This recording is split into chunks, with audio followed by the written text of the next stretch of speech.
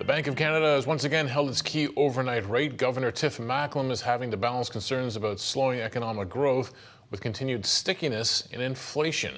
Joining us now to discuss is Andrew Kelvin, Managing Director and Head of Canadian and Global Rate Strategy with TD Securities. Andrew, great to have you back on the program. Thank you for having me. Always a pleasure. All right, another rate decision. We're back here together again. Another hold after a streak of, 7 cuts? What's going on? What's keeping them on hold? So the June meeting was really a follow-through on the April meeting. In fact, if you look at their communique, their second last paragraph, which is usually the forward-looking part of it, they'll usually end with some sort of like vague statement and platitudes about our mission is to promote price stability or what have you, which is their mission.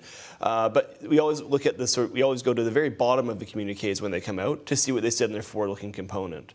This time they copy-pasted it from April unchanged, which I think makes sense because I think from the Bank of Canada's perspective, not much has changed from April.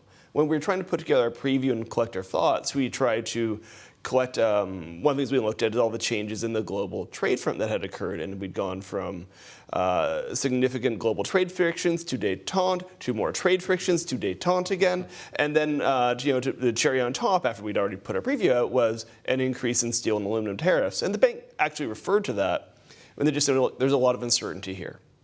They can't be as forward-looking as they previously had been. What that always implied was that they were going to need to really be a bit more reactive on the data as it came in.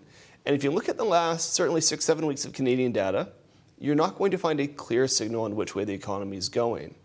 So, absent a clear signal, the Bank of Canada's decision was to stay on hold, which I think is sensible, particularly given that it's a July 30th meeting next time. So it's quite late in July after being quite early in June.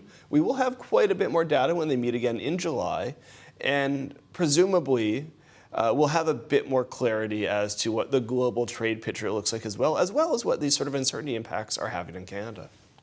As you dig into the statement, obviously we just got that GDP report was stronger than expected. Some people may have said, the casual observer may have said, but wasn't April inflation like at 1.7% below the bank's target?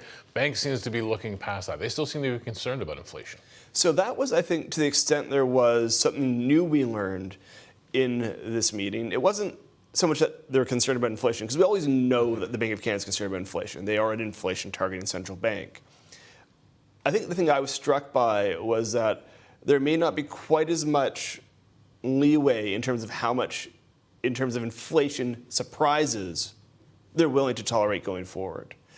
Now, headline inflation, you're right, it's below 2%, but that was on the consumer carbon tax being set to 0. That's a very easy shock to look through. You know precisely why inflation fell that 0.6 percentage point. You know it'll be in the inflation data for precisely 12 months.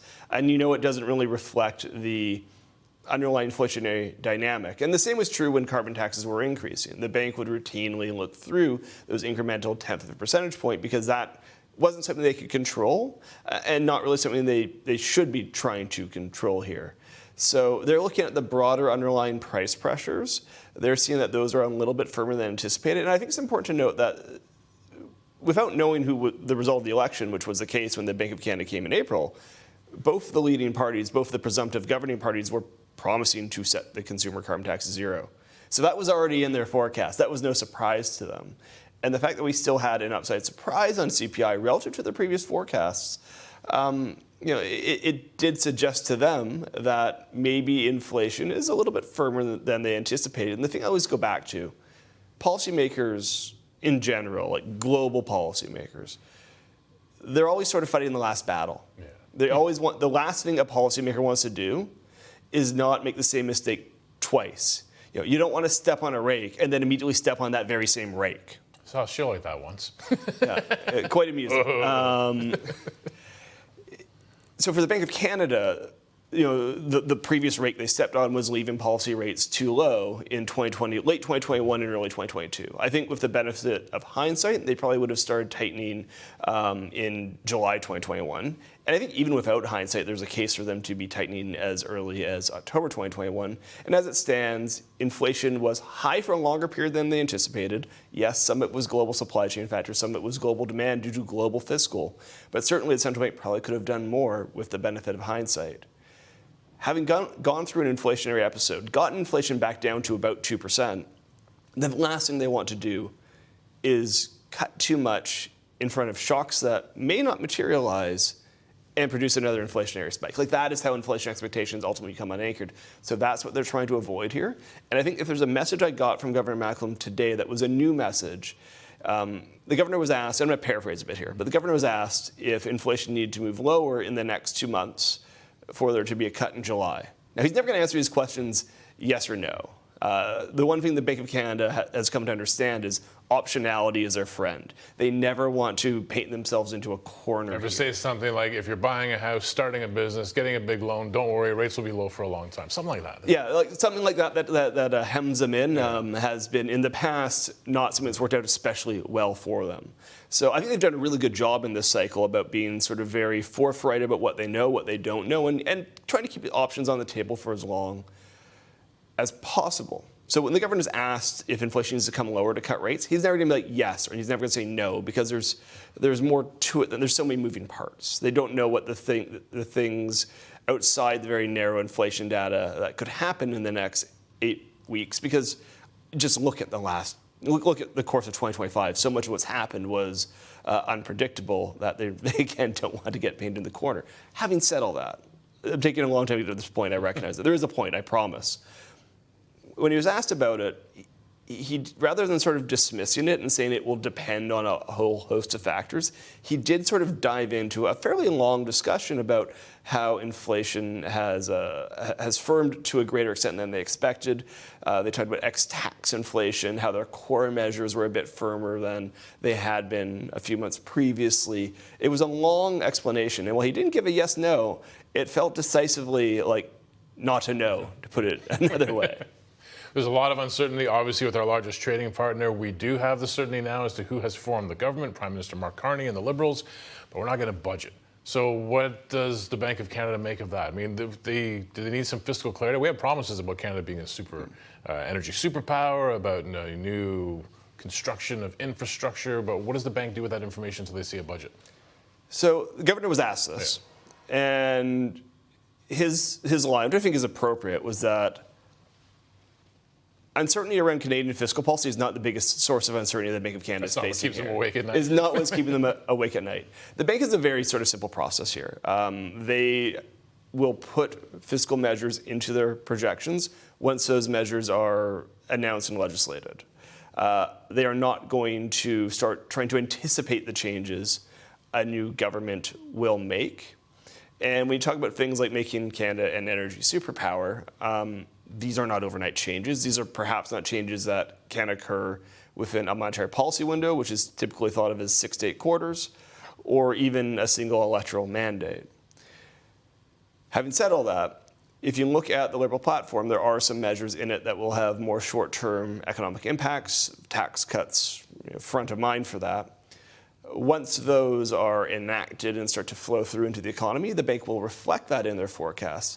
So when I think about what the later budget does to the way we're thinking about the Bank of Canada path, you have this window in the summer where the House is no longer in session. We presumably haven't seen a budget. I've seen no indication that we're going to have a budget rushed in before the House rises for the summer. And you have this period where you haven't seen significant new fiscal stimulus into the forecast. Now, the need for it now is probably a little bit less than what we would have feared. The governor did acknowledge today that the economy seems to be veering more towards the more benign scenario that they'd imagined rather than the more severe one. But what that does is it opens up a period where we have 2 more quarters where the economy is going to be mostly operating under the influence of external factors, under the impacts of what the trade tensions are going to be doing, the changing demographics, the monetary stimulus already in the system. It's an economy that's not going to be getting that boost from the government for the next few quarters. That's the most likely window for the BOC to be able to cut.